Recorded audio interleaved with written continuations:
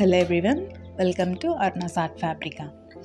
ఈరోజు వీడియోలో మీకు ఒక సింపుల్ రోజ్ ఫ్లవర్ని ఈజీ వేలో ఈవెన్ కిడ్స్ కూడా డ్రా చేసే విధంగా మీకు పెయింట్ చేసి చూపిస్తాను. మీరు బిగినర్స్ అయితే ముందు వైట్ క్లాత్ మీద ప్రాక్టీస్ చేయండి.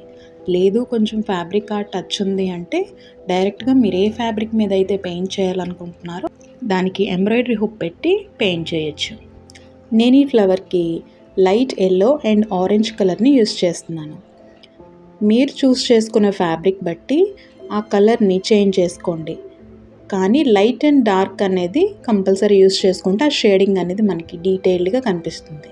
ఫస్ట్ పెటల్స్ అన్నీ లైట్ షేడ్తో 1 by 1 ఒకే డైరెక్షన్ యూస్ చేసుకుంటూ ఫిల్ చేసుకుంటూ రావాలి. ఆ తర్వాత డార్క్ షేడ్ యూస్ చేసి పెటల్కి 1/4 పార్ట్ మాత్రమే అవుట్లైన్ ఇచ్చుకుంటూ కంప్లీట్ ఫిల్ చేసుకుంటూ రావాలి. ఈ టైప్ ఆఫ్ ఫ్యాబ్రిక్ పెయింటింగ్కి ఫ్లాట్ బ్రష్ అయితే కరెక్ట్గా ఉంటుంది. ఈ బిగినర్స్ అయితే మాత్రం జీరో బ్రష్ యూస్ చేస్తే వాళ్ళకి కలర్ అనేది బయటికి స్మచ్ అవ్వకుండా ఈజీగా పెయింట్ చేయగలరు. యాక్చువల్గా కుర్తీస్ ఆర్ శారీస్ మీద మనం స్టెన్సిల్ యూస్ చేసి ఇలా అవుట్లైన్స్ వేసుకుంటే ఫ్లవర్ డీటెయిలింగ్ అనేది చాలా క్లియర్గా ఉంటుంది.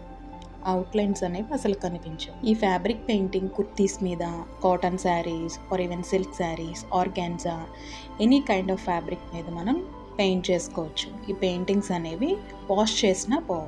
కంప్లీట్ పెయింట్ వేసాక ఒక 24 hours అలా పెయింట్ కంప్లీట్ డ్రై అయ్యాక అయర్న్ చేసుకుంటే ఈ పెయింట్ అసలు పోదు.